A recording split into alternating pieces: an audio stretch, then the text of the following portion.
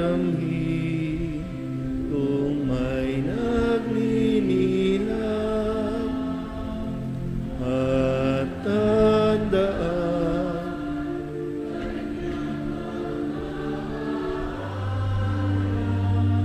unang-unang atas na tapat.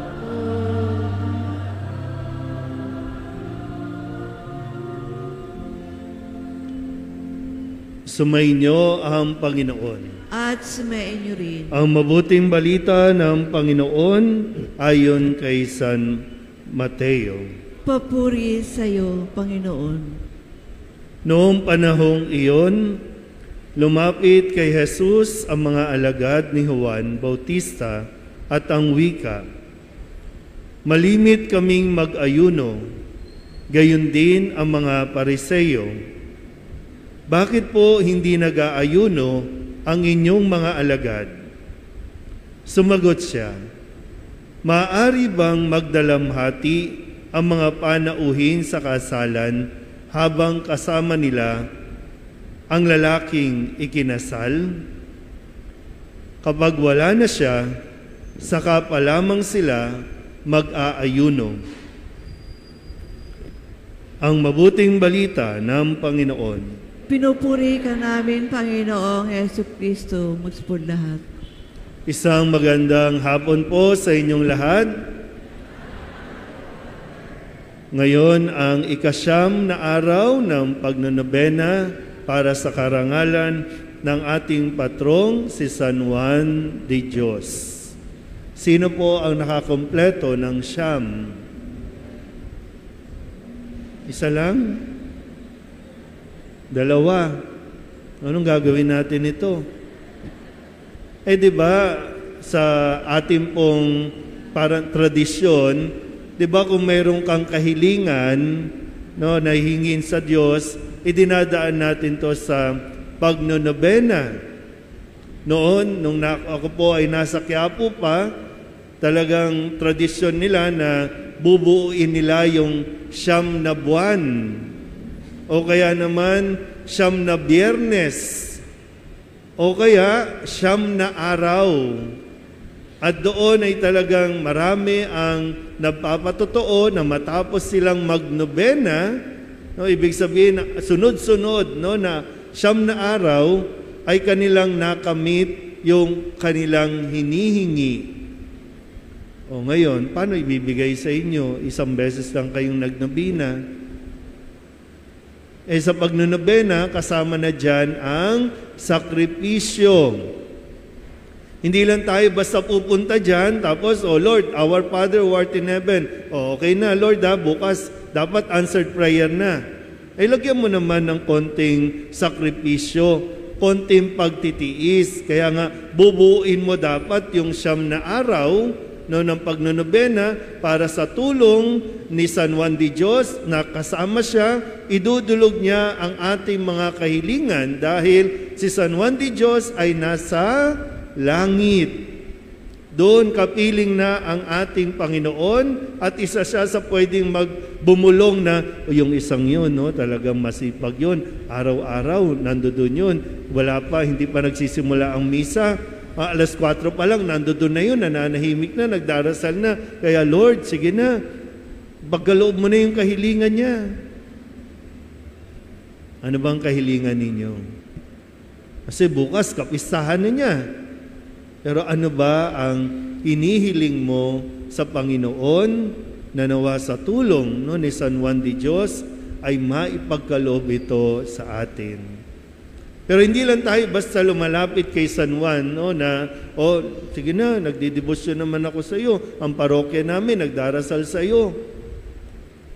Kasi ang kailangan din natin matutunan, no, hindi lang naman yan inilalagay dyan para maging palamuti o kaya maging magpa-picture lang, tapos ipoprosesyon, kundi ano ba ang naging buhay ni San Juan de Dios na dapat nating pamarisan.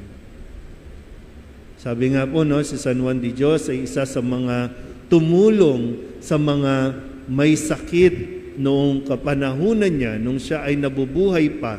Naranasan ni San Juan de Dios ang magkasakit. Inilagay nga sa mental hospital, di ba?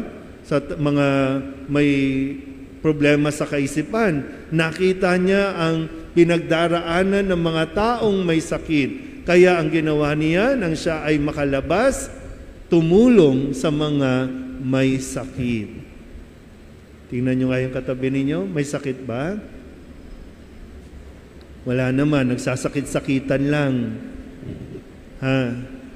Bakit ba nagkakasakit ang tao? Sige nga, isip nga muna.